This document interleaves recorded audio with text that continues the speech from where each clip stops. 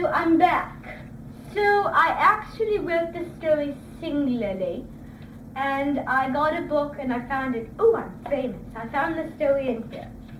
So I'm going to read you the story of a bull who just likes to sit around. And his name is Fernand. Let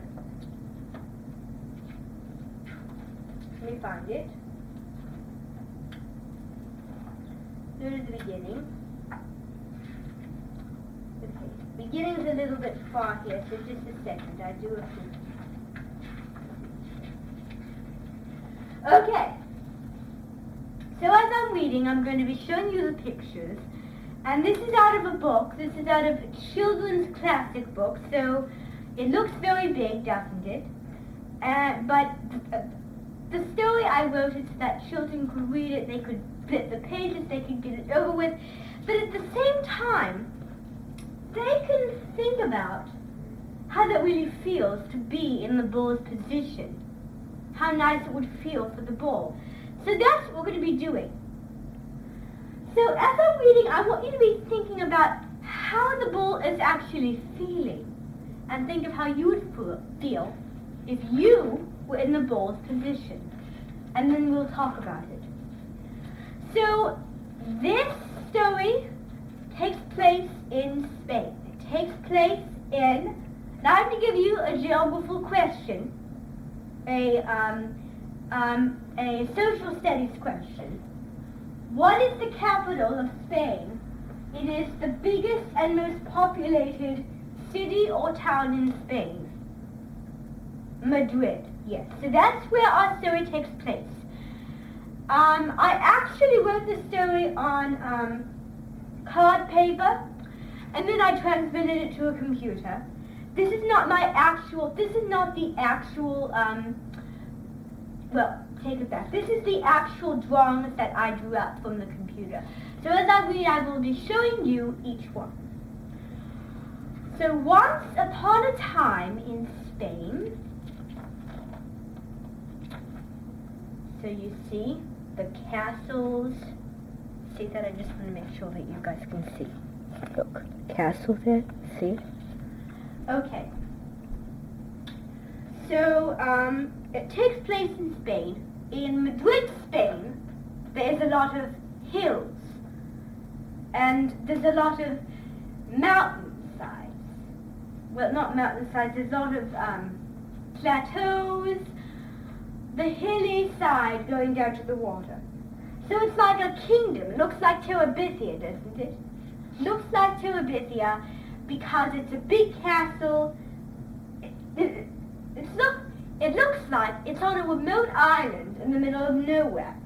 Because you have grassy fields leading up to the very center of the island with the castle. And if you hadn't noticed, smoke is coming out of the chimney. Turn the page. There was a little bull, and his name was Fernand. So this is along the fields of the remote island, so to speak. So this is kind of the animal, the bull, you see it. This is the bull. What kind of things is he doing, don't you think? What he is doing is he is just pawing at the ground, looking for something to look at, or looking for something to eat. He's really, really tame. For the starters, so as you can see, I know it's not the best picture. I should have zoomed in, but anyways. All the other bulls he lived with would run and jump and butt their heads together.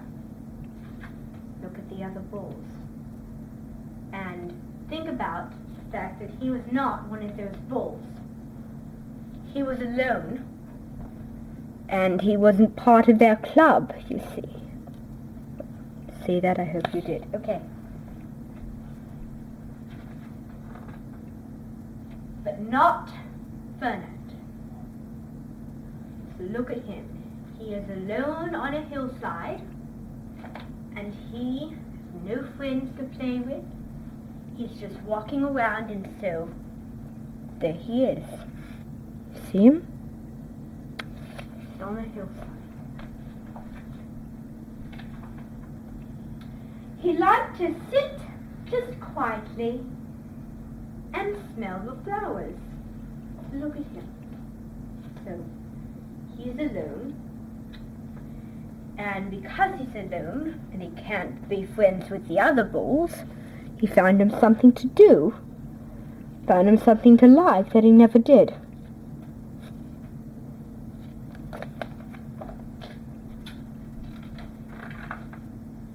He had a favorite spot out in the pasture under the cork tree. So the cork tree was a spot. You see? That was the spot. You see the cork tree? See him? There, I don't know if you can see that good enough, but I'm doing my best. It was his favorite tree, and he would sit in the shade all day and just smell flowers. So that's all he liked to do. That's all he ever did. So, unlike the other bulls, he didn't play, didn't have any friends, so he probably thought the flowers were his friends, his only companion. Sometimes his mother, who was a cow, okay, so I think you learned something. A bull is like a child cow, would worry about him. She was afraid he would be lonesome all by himself, and I hope you're thinking about this. So the mother is very, very worried about him, and she's worried that he has no friends and he's alone. You see? I don't know if you can see that. Why don't you run and play with the other little bulls and skip and butt your heads, she would say. But Ferdinand would shake his head. I like it better here. I can just sit quietly and smell the flowers.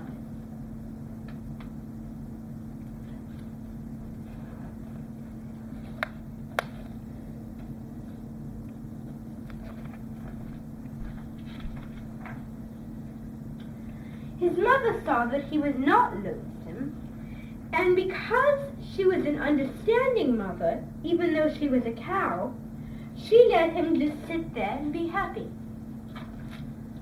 So, that's a very good lesson to learn, people. Be empathetic.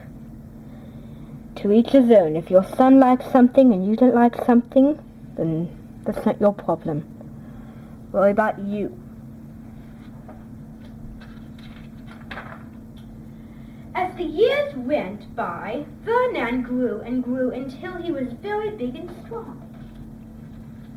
Look at him. He's very big and strong, isn't he? Really looks fierce, doesn't he? He looks fierce. But do you think he acts like that?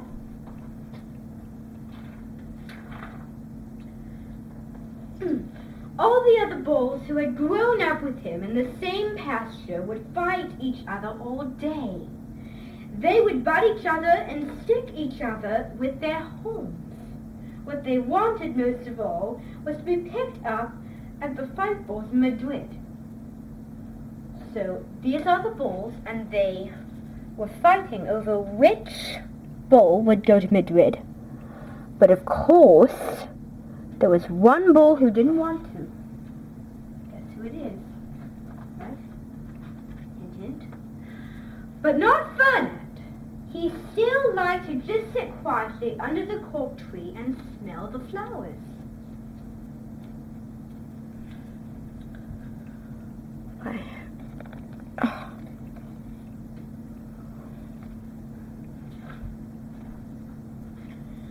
One day, 5 men came in very funny hats to pick the biggest and fattest and roundest bull to fight in the bullfights in Madrid. So those people are responsible for the bullfighting tournament. And those people are responsible for choosing the bulls, which bull is the best bull to pick. All the other bulls ran around, snorting and butting, and leaping and jumping, so the men would think that they were very, very strong and fierce and pick them. So they tried to because they all wanted to make a connection. Make a connection to that. What does it remind you of? Well, it certainly reminds me of Three Oak Star, if you know what that is. Ferdinand knew that they wouldn't pick him, and he didn't care. So he went out to his favorite cork tree and sat down. So there he goes again. He went out, and there he goes again. Check my...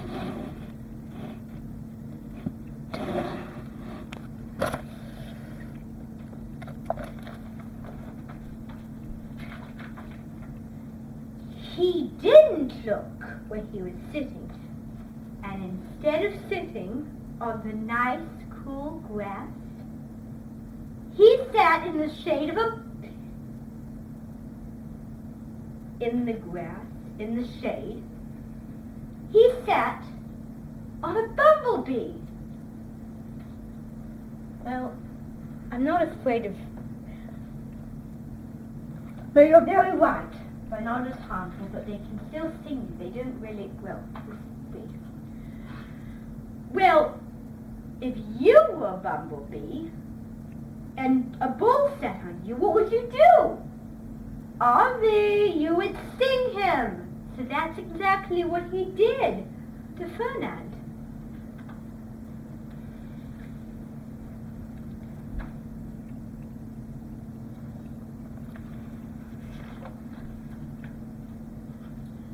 Wow!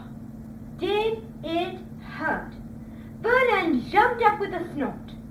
He went around puffing and snorting, butting and pawing at the ground as if he were crazy. So this bee got him hyper. Make a prediction to what that's going to turn out to be. The 5 men saw him, and they all shouted with joy. Here was the largest and fiercest bull of all, just the one for the bullfights in Madrid. So that's saying that, because of how he acted, because of his madness, they thought that was actually how he acted. And guess what they did?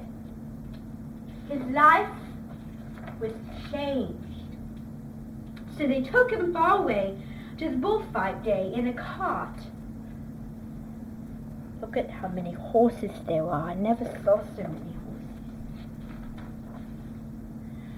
What a day it was! Flags were flying and hands were playing. Zoom in on that. And all the lovely ladies had flowers in their hair.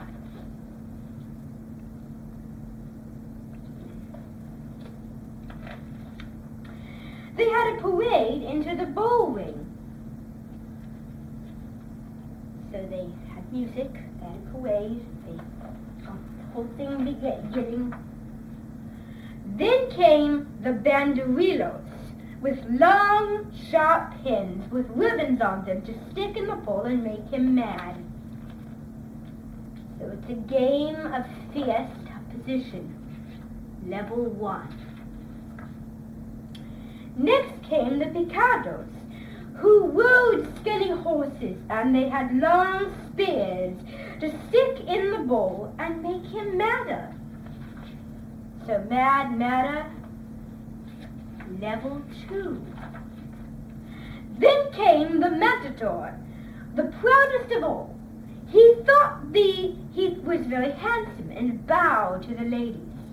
He had a red cape and a sword and was supposed to stick the bull last of all. Level 3, ticket to moon 1, only singular.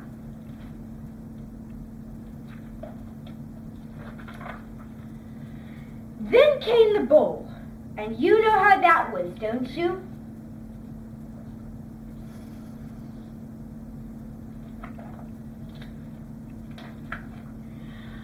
They called him Ferdinand, the fierce, and all the ballerinas were afraid of him, and the picados were afraid of him, and the matador was scared stiff.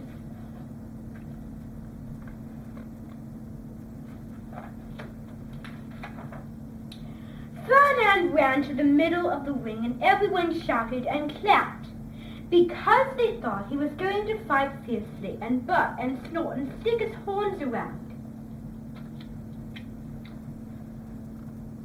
So he doesn't feel himself after the fight. But not Ferdinand. When he got to the middle of the ring, he saw the flowers in all the lovely ladies' hair, and he just sat down quietly and smelled them.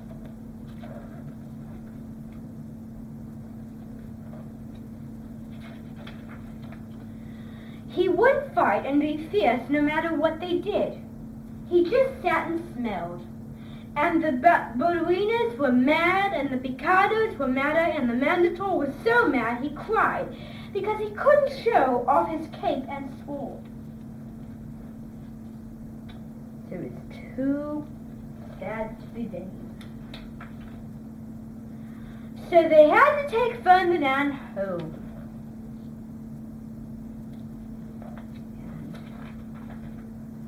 And for all I know, he was sitting there under, that was me, still under his favorite cork tree, smelling the flowers just quietly. The end. So that was very good. How did you like that? Was it good? Yes. So now I want you to be thinking, how do you think the bull felt in the story? Do you think he felt happy and then he didn't feel himself? Because when he was sitting, he felt very happy and very calm. And then when he came to the bullfighting, that was a whole different thing, because he just sat there and he wasn't happy. And they realized this bull might not be the good one. We made a bad choice. So I think the theme is, when something is good, then keep it that way, because that's the good thing. If something's good, if you change it up, it won't be good anymore. So that's kind of my theme. You might have a theme of your own, and I tell you what, here's what we're going to do. On your way out, make a slip for me, write a theme, and explain it out of the story. So I wrote that, so that's me writing. So thank you, everybody. I really appreciate it. Do you need on the way out? And bye-bye.